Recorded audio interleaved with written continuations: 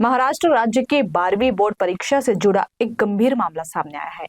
आरोपी की केमिस्ट्री का प्रश्न पत्र परीक्षा शुरू होने से पहले ही सोशल मीडिया पर लीक कर दिया गया। यह घटना नागपुर की बताई जा रही है। जानकारी के मुताबिक नागपुर के माध्यमिक विद्यालय परीक्षा केंद्र पर एक छात्रा के बार बार शौचालय जाने से संदेह पैदा हुआ। जांच के दौरान परीक्षकों ने छात्रा का मोबाइल फोन जब्त किया। फोन की जांच में पता चला कि परीक्षा शुरू होने से पहले ही व्हाट्सएप ग्रुप पर केमिस्ट्री का पेपर साझा किया गया था। ग्रुप में संभावित उत्तर भी साझा किए गए थे। छात्रा के बयान के आधार पर एक अन्य छात्र से पूछताछ की जा रही है। उधर प्रारंभिक जांच में संकेत मिले हैं कि एक निजी कोचिंग से जुड़े व्यक्ति ने कथित तौर पर पैसों के बदले प्रश्न पत्र उपलब्ध कराया।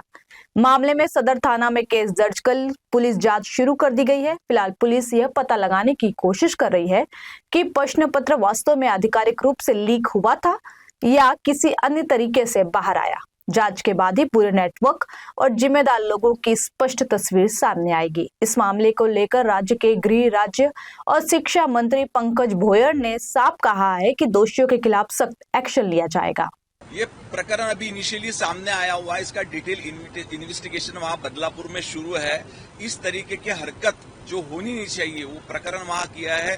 कुछ डॉक्टर भी इसमें सम्मिलित है। क्या इसकी जांच वहाँ की जा रही है। जो भी हाथ में आएगा उसको अरेस्ट किया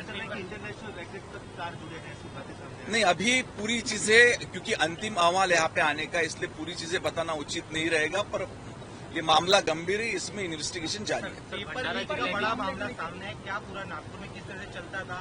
कोचिंग सेंटर इन्वॉल्व थे, टीचर्स इन्वॉल्व थे, क्या पूरा विस्तार से बताइए पूरा। नहीं, एक ही स्कूल थी नागपुर शहर की जहां में एक बच्ची पेपर छुड़ाते वक्त पेपर मिलने के बाद में वॉशरूम के बहाने से बाहर गई। वहां का जो सुपरवाइजर था उसको तुरंत ध्यान में आया। उसने तुरंत वो लड़की को पकड़ा और उस पर कार्रवाई की। प्रशासन, वहां का जो स्थानिक स्कूल एजुकेशन का प्रशासन है, उन्होंने तुरंत सदर पुलिस स्टेशन में एफआईआर भी किया। उसके बाद में गृह विभाग ने इंक्वायरी करते हुए अभी तक 4 लोगों को अरेस्ट किया गया है।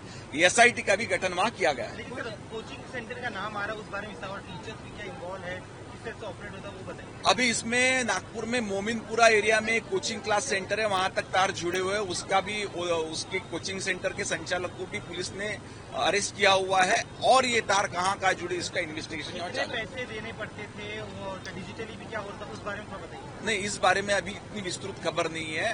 पर जो अभी इंक्वायरी के बाद में जो चीजें सामने आए उस पर इन्वेस्टिगेशन चलेगी। भंडारा जिल्ह्यातील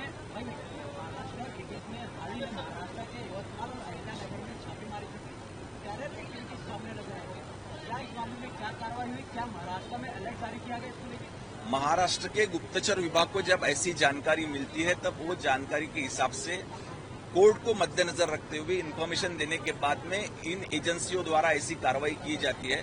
हमें शंका थी कि यवतमाल में और अहिल्यानगर में कुछ फुटबॉल क्लब के नाम से कुछ युवाओं को उसमें इन्वॉल्व करना और युवाओं का फायदा इस एंटी नेशनल एक्टिविटीज में लेना, ऐसी कोशिश कुछ क्लब के माध्यम से की जा रही थी।